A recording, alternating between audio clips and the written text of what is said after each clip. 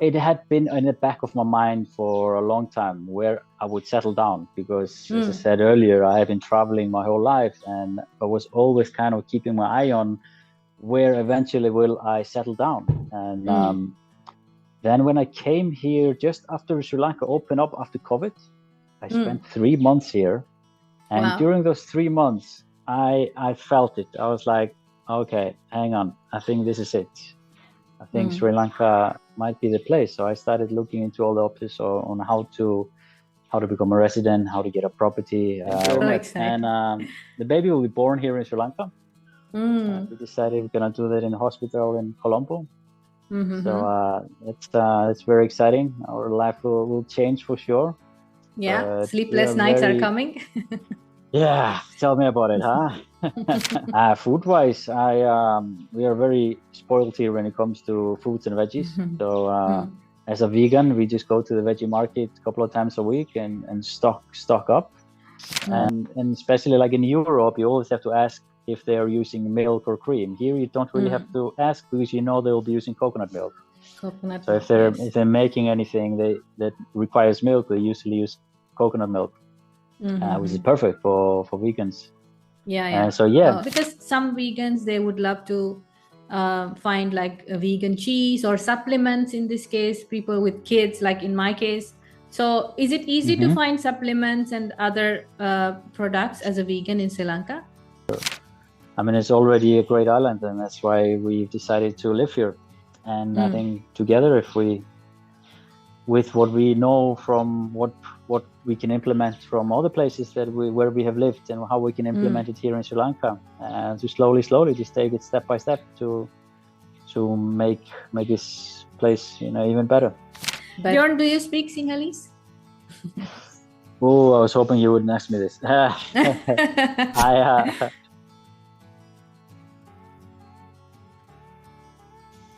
Hi Björn, thanks for participating in this episode. How is the weather in Sri Lanka today? It's beautiful. It's always beautiful. Is it hot? It's quite nice temperature now. It's maybe around 30 at the moment. We're starting to get some rain, so that's good. Last couple of weeks were pretty hot, so we're feeling the rain coming in, which is always quite pleasant. Yeah, but you're happy. That's one of the main. You are based in the south of Sri Lanka, right? Yes, I'm in Hikkaduwa. Okay. So Björn, tell me and the viewers about yourself. Please introduce yourself. Yeah. So I'm Björn, and I have been traveling my whole life. So I started traveling when I was 20. I left home in 2010, and that just became my life. And I'm from Iceland. Oh, nice. Yeah. So I left my hometown, my small little hometown in North Iceland, 2010. And after being on the road for a few years, I came for the first time in Sri Lanka in 2012. So that was my first introduction to the country. And since then, I've been on and off to Sri Lanka. I think I came here at least 4 or 5 times before I decided to finally settle here and move here. So Björn, can you, I saw so many interesting places you visited on your Instagram profile. Can you tell us where have you been? And so I run an adventure tour company called Crazy Puffin Adventures. So we take small group of people to off the beaten path locations. We have tours in Syria, in Afghanistan, in Yemen, Socotra, Mauritania, Turkmenistan. So it's a really sort of off the beaten path adventure that we are doing. So I take personally about maybe 5 groups a year, but we're doing around maybe 30 trips in total. So this is how I base myself in Sri Lanka, but then maybe 5 times a year I go on these adventure with group. And groups so after mainly being from on the road Iceland. for so long. No, they're all over. I would say mostly US, UK, Scandinavia, quite a bit of Iceland. They're all over, but mostly sort of Europe and America. European. So Björn, you came to Sri Lanka for the first time in 2012, which is when I left. How did you feel the first time touching down the country? Did you feel any cultural shocks? Tell us about that. Well, I had been traveling for so long before that, so I kind of could understand what to expect. I had been in India before, and in South India, where the climate was kind of similar. But I absolutely, really, I fell in love with Ireland right away, and with the explored humidity. quite a bit of it. Yes. Though I'm from Iceland, I do love the heat, so there's a good substitution. Okay. And so did you travel the island for all these trips you've done to Sri Lanka before? We've been to Sri Lanka before. Did you travel to many different parts of the island, then chose the south to live? Yeah, so I came here the second time, I think 2015, and then again 2017, and again 21, and always in different places. I've been to the East Coast, I've been to the North, I've been to Jutland, Delft Island, explored the East Coast quite a bit. But when I was here, just before I decided to move here, I took a long time to figure out where I wanted to base myself. And I was looking at land and properties all around both South and East Coast. And then finally, I just found my sweet spot here in Hikkaduwa. Hikkaduwa, okay. And if I may ask, what's your second favorite spot in Sri Lanka? That is a very good question. I like the inland. I like the mountainside a lot. Oh, yes. Newer area, really nice scenery, very different from the South Coast. East Coast is also really nice, also kind of different. And that's kind of the nice thing about Sri Lanka. For example, here you're in the humidity in the South Coast, and I drive 2 hours up inland, and you have to put on you need a sweater. jacket. Yeah. Yeah, exactly. Yeah. Okay. So after all these trips, you were looking for lands and you decided on Hikkaduwa. What made you so sure about settling down in Sri Lanka? So it had been in the back of my mind for a long time where I would settle down, because as I said earlier, I have been traveling my whole life, and I was always kind of keeping my eye on where eventually will I settle down. And then when I came here just after Sri Lanka opened up after COVID, I spent 3 months here. And during those 3 months, I felt it. I was like, okay, hang on. I think this is it. I think Sri Lanka might be the place. So I started looking into all the options on how to become a resident, how to get a property, all these legal structures around it. And then there came the long hunt for the right place. And it took a while to find the right place. But here in Hikkaduwa, we're quite close to Gaul, which has everything that we need. Hikkaduwa beach is super large, and we still live like 2 kilometers from the beach, so we are in the jungle side. So it's a really good balance here. Yeah. And Björn, how do you find the people, the food, and the facilities? Food-wise, we are very spoiled here when it comes to fruits and veggies. So as a vegan, we just go to the veggie market a couple of times a week and stock up. With all the groceries, it's maybe not always the best, especially all the imported products are quite expensive here. But we can still get them. But yeah, we cook, like I would say 90% of all our meal we cook here at home. And there's a lot of option of the fresh veggies that we use for our cooking. So the facilities, you mean like in products about the in roads, supermarket, public transport, the healthcare and everything. Right. Well, if I had to say one comment about the road, that is probably the biggest negative part I can say about Sri Lanka. The main road that goes through all the south coast. But I feel like they are trying to fix it. And I think that's something that with more tourism, it should be focused on. Yeah. But I was expecting you would say the crazy buses. Yeah. But by saying the road, I was kind of meaning the crazy buses, because they are insane.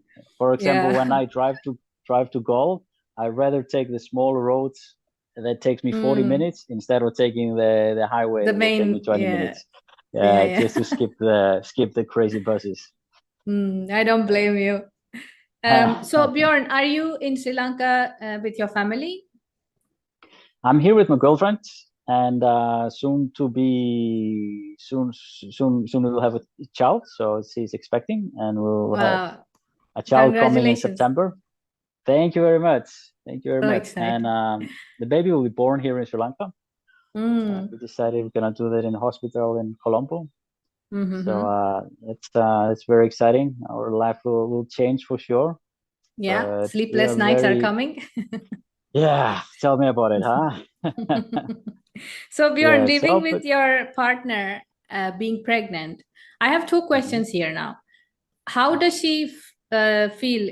Does she feel safe in Sri Lanka as a woman? And then fast forwarding to being pregnant, how does she find, or you both find, the health facilities in Sri Lanka? We have never felt any safety issues since we moved here. We felt incredibly safe. We have now just gone for regular checkup since we became pregnant in Galle Hospital, or hospital in Galle.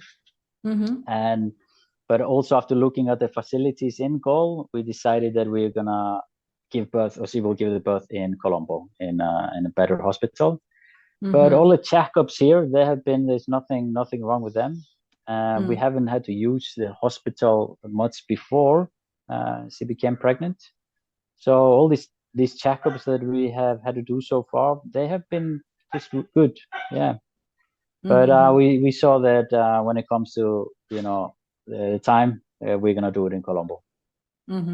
Okay, good luck with that, because I think before the delivery you have to plan to stay in Colombo, and after delivery come back to Hikkaduwa, right?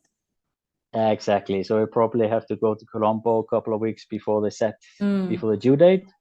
And I stay there and be closer to the hospital. But these are just some pros and cons that we were weighing our options. And after thinking about it for a while and talking to all the people that have given birth here, they recommended one particular hospital here in Colombo. So I think that's what we're gonna do.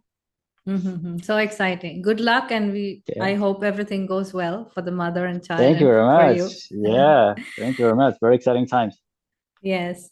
So Björn, I noticed that you also have pets in Sri Lanka. How many do you have? Oh, yeah.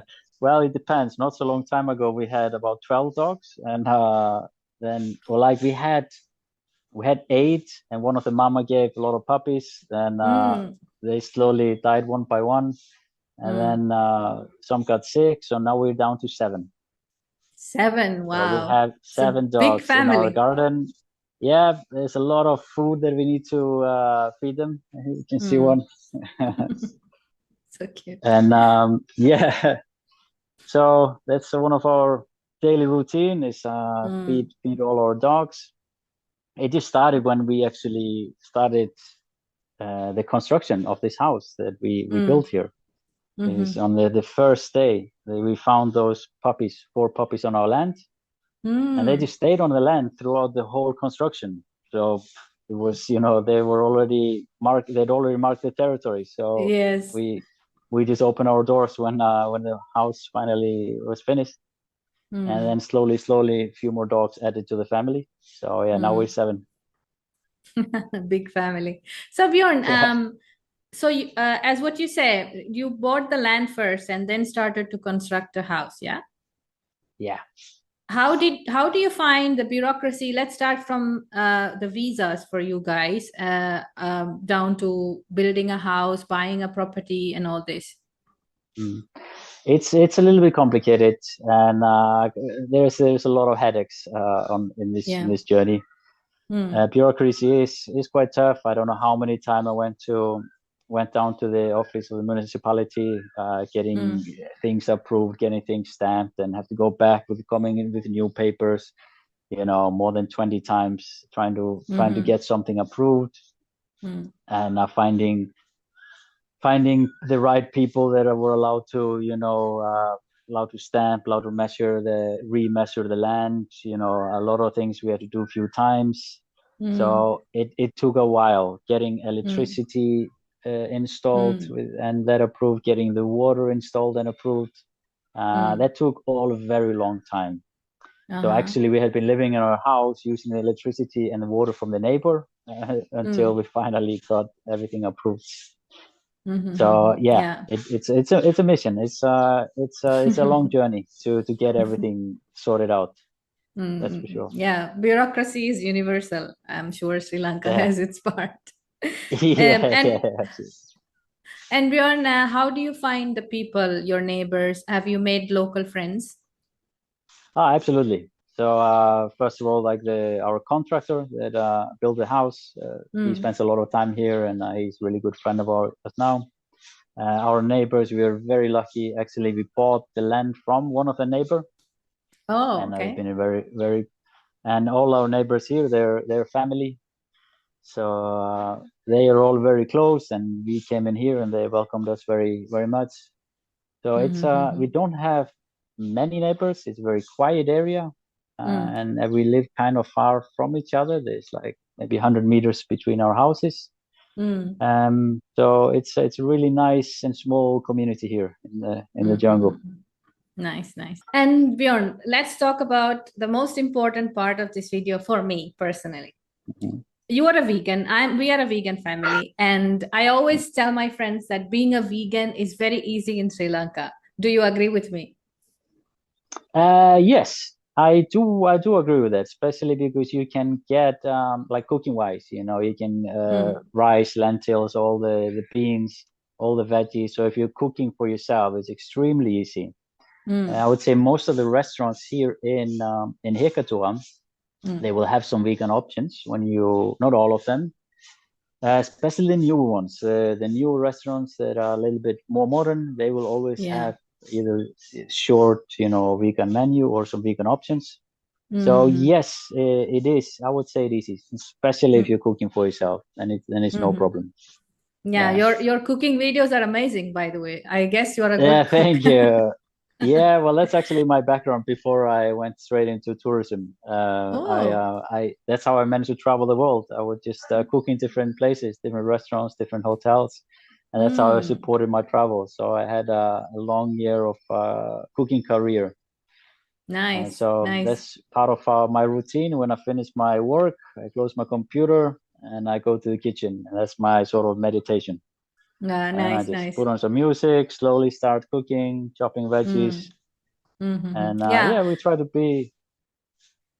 So talking about food, did you notice that Sri Lanka in our traditional cuisine has so many originally vegan dishes? Now I know people are just trying to throw dry fish and this and that, but originally vegan dishes, we have so many. Have you noticed that?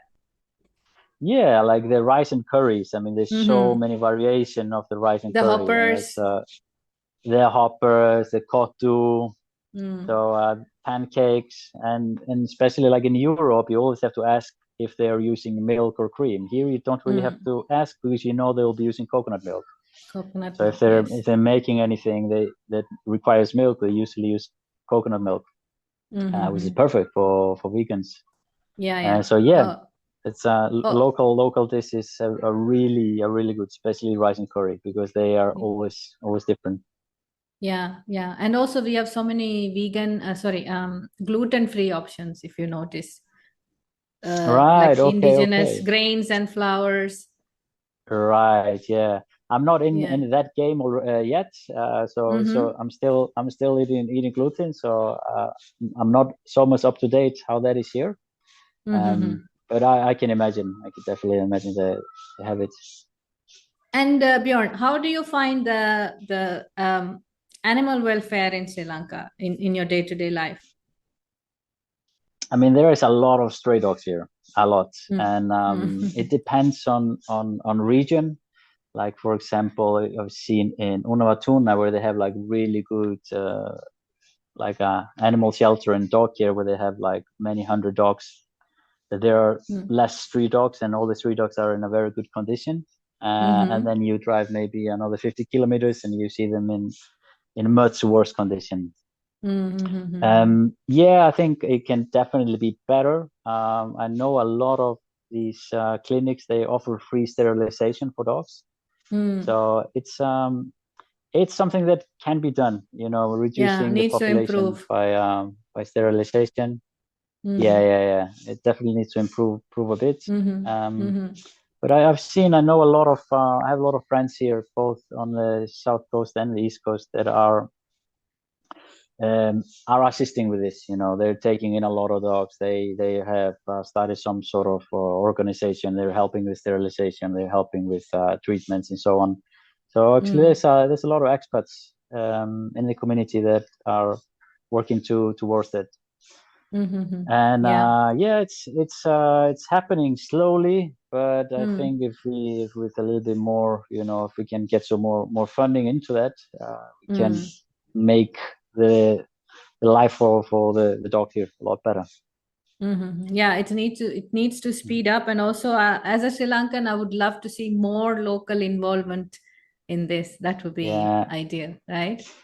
Definitely, it would be better, because all the clinics here that I've seen, they are run by foreigners, expats, like those people that have like dog shelter and animal cares.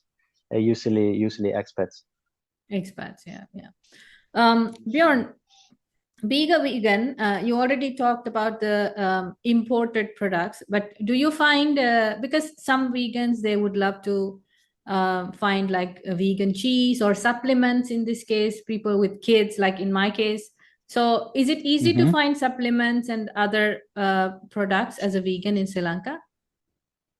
No, like if you want something fancy or complicated, it can be tricky. So what we do, so my girlfriend, she's from Russia, and we just order products from there into the country. It can be hard to find like a lot of stuff that you would normally use. And then some simple stuff, just like jar of olives or tomatoes in can. They are more expensive than in my home country, Iceland, which is a really expensive country. Yeah. So, No, I think this is because of the tax and. Yeah, it is because of the tax. Yeah. Because you have like maybe vinegar that is imported and a vinegar that is made in Sri Lanka, and the price is huge. Mainly because maybe of taxes. Better to stick to local products then. Right. Yeah. We try. Are we talking about the south coast, or even in Colombo? Do you feel like there's a lack of options? I'm not that familiar. I mean, I've seen some Instagram pages from Colombo where they have some exciting stuff, but we don't spend too much time in Colombo. We don't go there that often.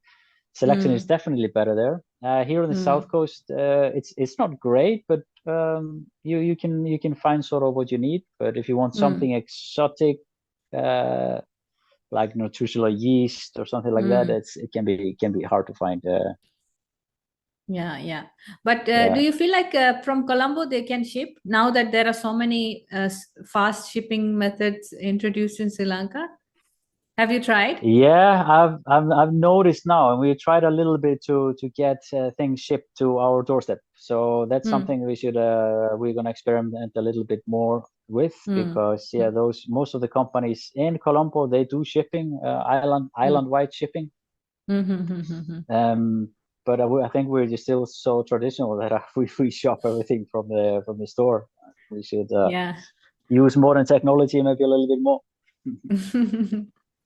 Yeah, that's one of a kind experience, shopping for your own. I mean, you have health and well-being, everything in mind when you go shop in person, right? Right. I love that. So Björn, tell us about in which ways Sri Lanka can improve, coming from a very well-developed country, living in Sri Lanka. How do you feel like, where can we start from? Wow, it's a big question. It's a big question with a very long answer. Like when it comes to tourism, I mean, I think this is one of the biggest industry now in Sri Lanka, and something that is very dear to the country, that tourism will grow. And I think they maybe should focus a little bit more on just putting a lot of effort and money into improving those infrastructure needed, because I think Sri Lanka will be really huge destination in the next few years, and I think they just need to be ready for it. I mean, already the boost of tourism here in Sri Lanka is increasing a lot. So I think fixing just simple things like trying to somehow divert all the main traffic from the beach. Like if I just take Hikkaduwa for where I live, the main road just goes directly through the tourist zone, and there's these buses driving on 80, 90 kilometer per hour, where they're the same place where there are parents with their kids in a stroller. This is obviously something that can easily be changed, like with just rules and regulation. I think that is one of the toughest part, is to implement rule, to get people to follow rules. Traffic rules, so, follow traffic rules. It's something that is in theory very simple, that just for safety.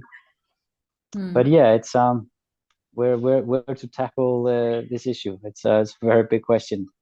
But yeah, when it comes to tourism, I think it's mainly just I need to realize and nurture that this is something that is coming here to be, and Sri Lanka will benefit tremendously of the tourism, and so I think they have to do whatever it takes to improve all facilities, roads, pedestrian area. That's one thing. There's almost no place here for pedestrians, so we're always walking on the roads.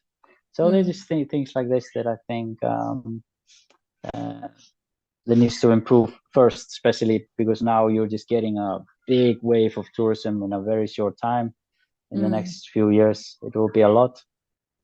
So I mean, tourism is important, but I also think that it shouldn't go overboard like what happened in Bali, So True. Keeping all this in mind, keeping the locals in mind, and attracting legitimate tourism, I think would be very beneficial for the country. Yeah. Thank you, Björn. Yeah, absolutely. And I think also Sri Lanka has much more potentials than Bali. Sri Lanka is a much bigger island, so it's easier to divert tourism into different areas, so they are not so compressed into concentrated into in the south. Yeah. Exactly.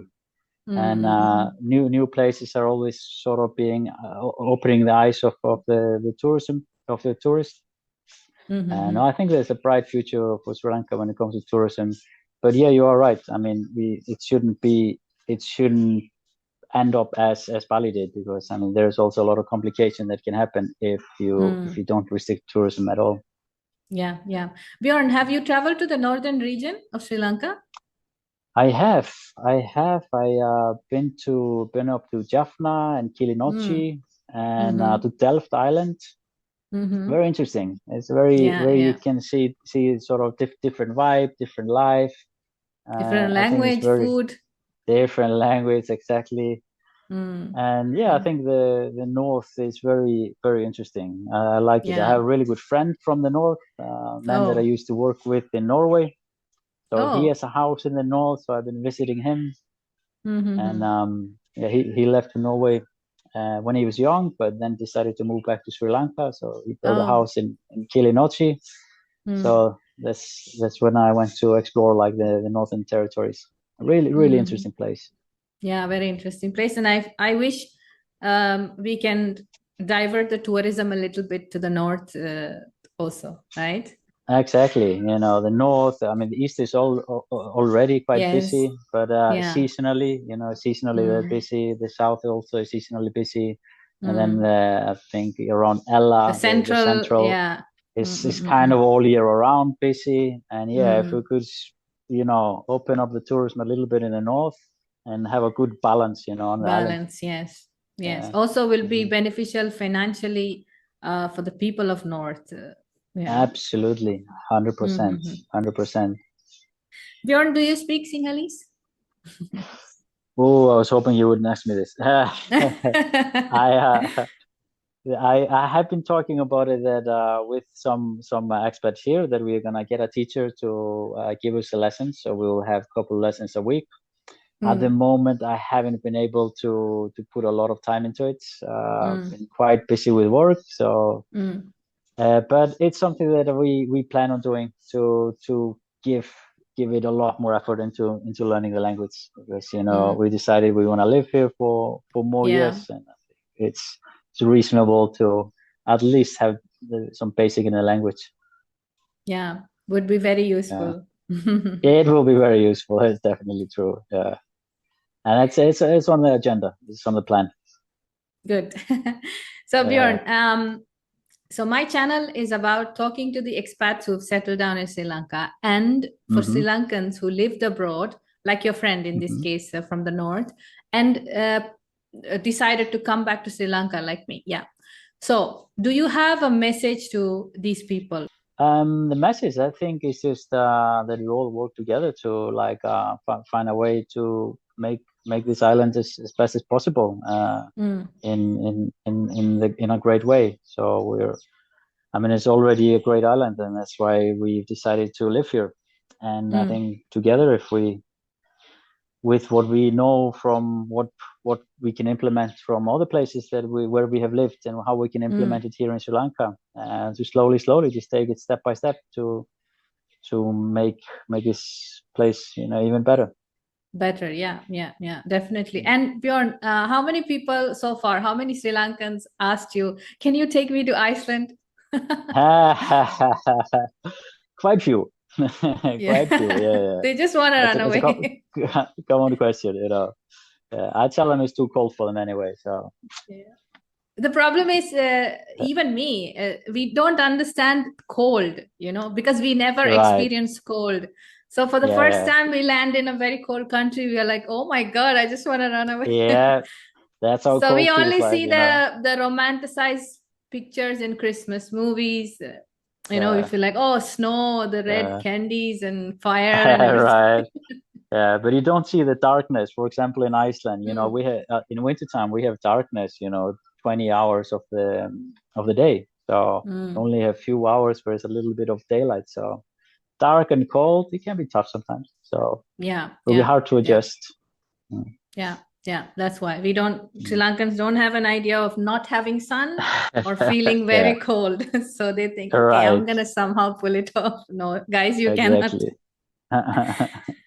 So Björn, what would you say to the expats who are thinking to settle down in Sri Lanka? Now, my question is whether they have to come or not, that they can decide, but how can they prepare better? What they need to know, keep in mind, and advices? I would say it's very important to figure out where you want to be. Don't just move here just to move here. Move here if you really want to be here. It took us a long time to figure out, first of all, where we want to be in Sri Lanka, and then where in Sri Lanka. So it's a long process. So if you wanna come here on a long holiday, explore the island, find what suits you. Do you want to be in the mountains? Do you want to be in the beach side? What kind of community do you wanna live in? So I think it's important, to not just jump on it. You see some cool Instagram photos from Sri Lanka, and you'll be like, I'm gonna move there and buy a house. Come here, spend some time, spend a few months, and then get the feeling. Realize what you want. Yeah. Björn, before I wrap up this episode, I would like to ask you, if you're comfortable sharing, can you tell me what made you become a vegan? There was mainly ethically.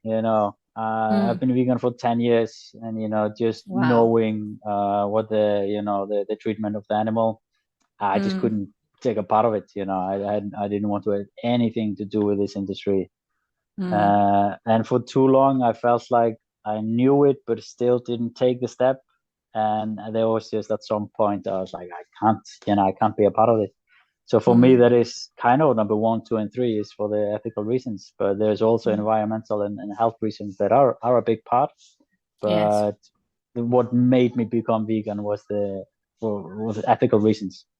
I think there's nothing normal what we're doing with the animal or the planet. Nothing normal with it. So that was my main reason. And I think when this is the reason that you have, it's impossible to go back. You can never go back to eating animal if when you know and you feel when you know and you feel for animals. Yeah. So wow, 10 years a vegan. How do you get your protein? I've had this question before. I mean, we eat, bunch of nuts. We eat tofu. We eat lentils. There's proteins in everything. Of course, it's not as much protein. It was a sarcastic question, but yeah, it's good that you're listing them out. Yeah. Well, nice. It's a funny thing that even after 10 years, eating a dinner with my family, I'm still getting those questions. So I think I will answer it for the rest of my life. Yes. So the baby is going to be a vegan, which is like amazing, right? Because people usually think if you don't dump milk for pregnant ladies or moms. I mean, I delivered my son in Sri Lanka, and there is a big misconception that mother has to drink milk so she will get more milk. Like, come on, guys. Okay, yeah. But even though it's very easy to be a vegan in Sri Lanka because our traditional cuisine has so many vegan dishes. I mean, like all over the world, in just a few decades, everything is so available, right? This factory farming. But before, most of the traditional cuisines around the world had originally vegan dishes, I believe. Exactly. Meat or dairy was like a luxury, right? It's a luxury, yeah. I mean, I lived in Kenya. I lived in Kenya for 1 year in a rural village, far away from the city. And this is before I turned vegan. And we had meat once a week, and it was teeny tiny portion. The rest we ate the staple food, like the common food, the same thing every day. And then when there was some money, there was a little bit of meat. As I said, it was once a week and very little portion of it. That's how it used to be, I believe. Exactly. I mean, we didn't really have what needed for this mass farming back in the days. Yeah. If you had 5 goats, I mean, that's not enough meat for you're not gonna kill all of them, make them reproduce, and it's you have 5 goats, you get maybe a little bit of milk, and then on holidays you slaughter them for a meal to feed the family, and then it takes a long time to produce another one. So I believe it was a luxury product. Yeah, it was. And also when people say they ask so many silly questions from vegans, but one of the main things that irritate me is that, but our ancestors had meat and we have these teeth, and I'm okay, they didn't put masalas and marination, and they just exactly, the animals eat meat, they hunt, but they don't do mass factory farming. Exactly. Right. So if you are ready to, I mean, whoever says this, if you are ready to go hunt with your teeth and nails and then have it raw, go for it. But not from the fridge, from the supermarket. Right. And if you take like a child and put an apple in front of it or a rabbit, it will always eat the apple. It would never go and try to eat the rabbit. Yeah. So I think this is how we spoil the kids, right? We say, my child loves animals, then why do you feed them animals? This word love, we have really tangled it in a stupid way, in a very strange way. And then in front of the milk carton there's a photo of a happy cow. It's very strange very things, happy to be slaughtered. yeah, exactly. Yeah. I mean, this is a subject that we can go on talking about, but I know your family is waiting, the large family. So thank you, Björn, for participating in this episode, really. And good luck with the delivery of the baby and the mama, and you need more time now. Thank you so much, Lina. It was a pleasure talking to you, and Same here. I hope you have a great time when you move back to Sri Lanka. Oh yeah.